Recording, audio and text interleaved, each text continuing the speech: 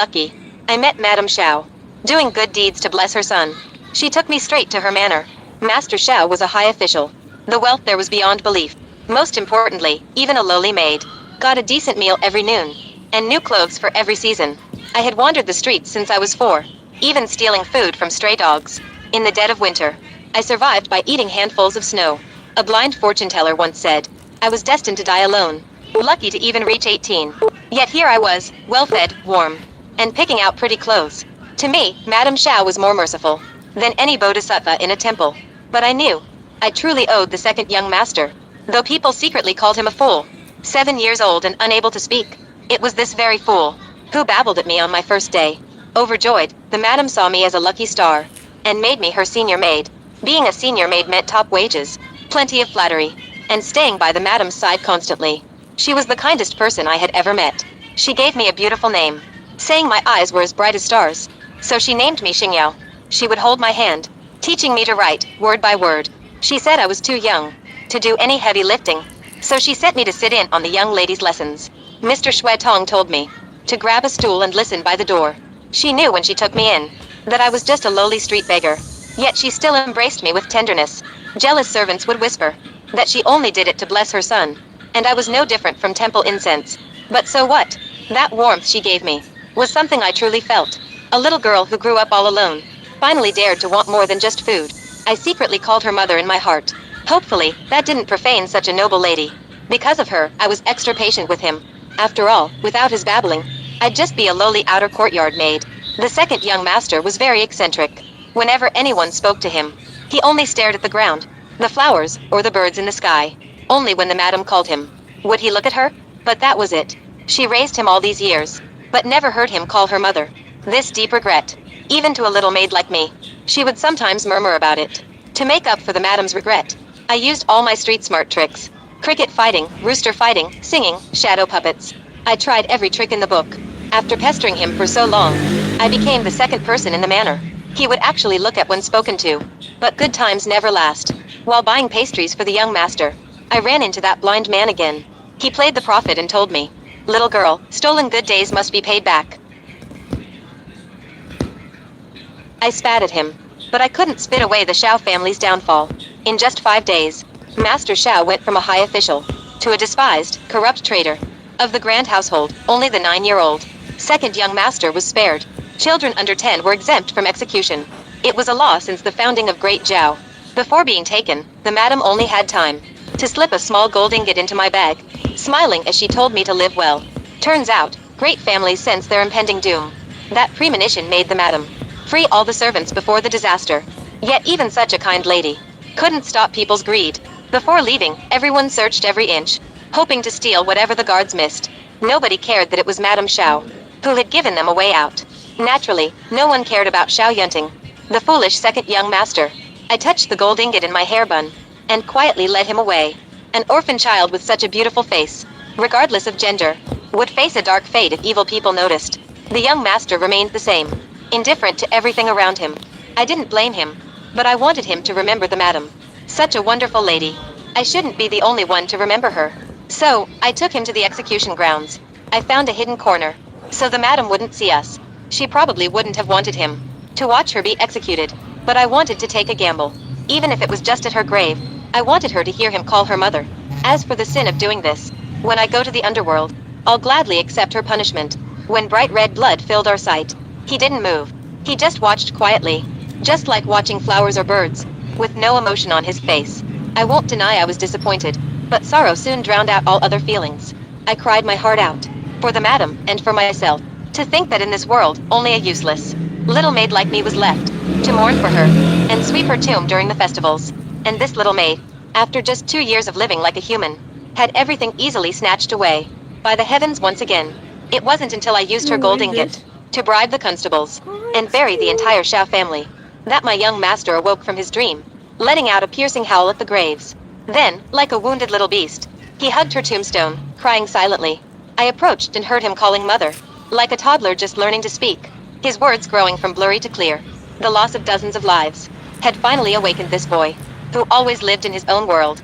I had won my gamble, fulfilling the madam's small regret.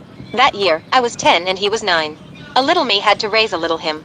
So, we moved far away from the capital. There were too many painful memories there, and it was too hard for two kids to survive. On the day we left, the young master called me softly. He called me sister. From then on, despite the long journey and hardships ahead, I was blessed to have family again. Linfeng Town was a good place, with honest people and abundant resources.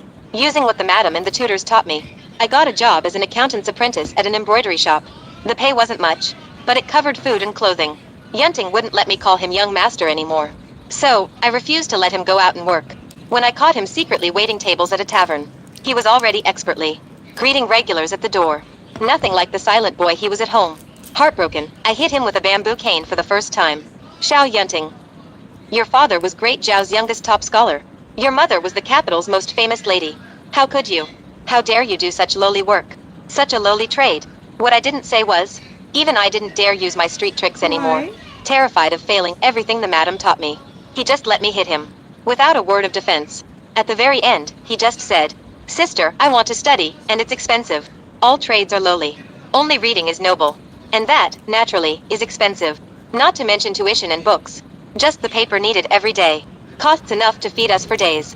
Yet, I was overjoyed. He truly was the madam's child. I was wrong. I still treated him like the foolish young master. Since he wanted to study, he shouldn't worry about making money. I quit my job at the embroidery shop and went to Squire Lee's, the richest family in town. I originally had two job choices: accountant at the embroidery shop, or study companion for the Lee family's daughter. As a servant, you always carry a sense of loyalty. I never planned to serve another household, but I had no choice now. In Linfeng Town, a literate girl like me, willing to be a companion, was extremely rare. So, the Lee family offered a high salary. I enrolled Yunting in school, and sent myself back into a manor's inner courtyard. In the inner courtyards of this world, kind madams like Madame Xiao are few, while spoiled brats like Miss Lee are many. She was a typical spoiled rich girl. She insisted on having a literate servant, just because her maid embarrassed her in the capital, drawing mockery from noble ladies. They were just jokes from 8 or 9-year-olds. But she couldn't let it go. She demanded a learned servant.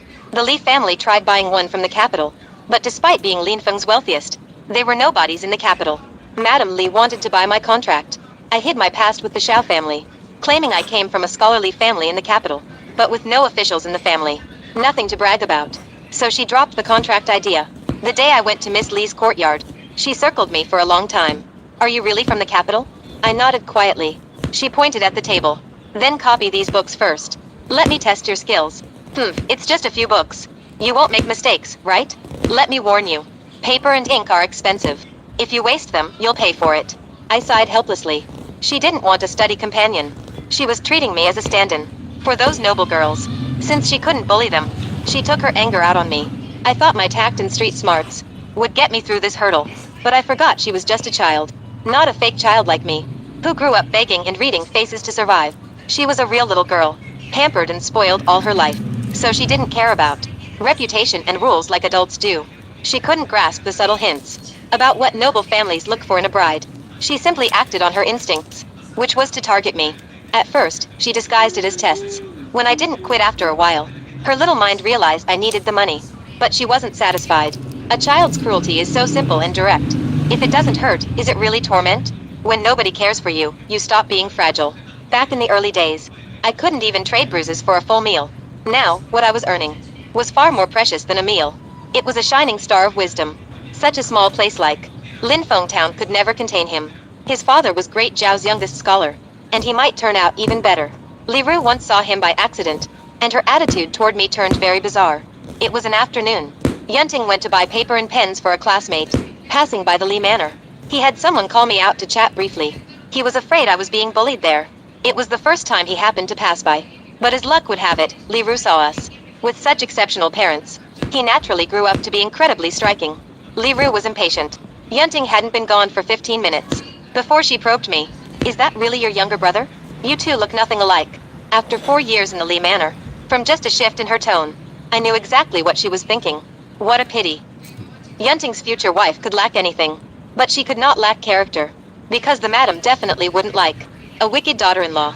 I rotated my wrist, sore from copying her books, and replied coldly, You must be joking, Mississippi. The dragon has 9 sons, and each is different. I wasn't as lucky as my brother. I didn't inherit our parents' best features, and there's nothing I can do about it. She laughed awkwardly. snatched my pen away, and said, "Stop copying, let's sit and chat.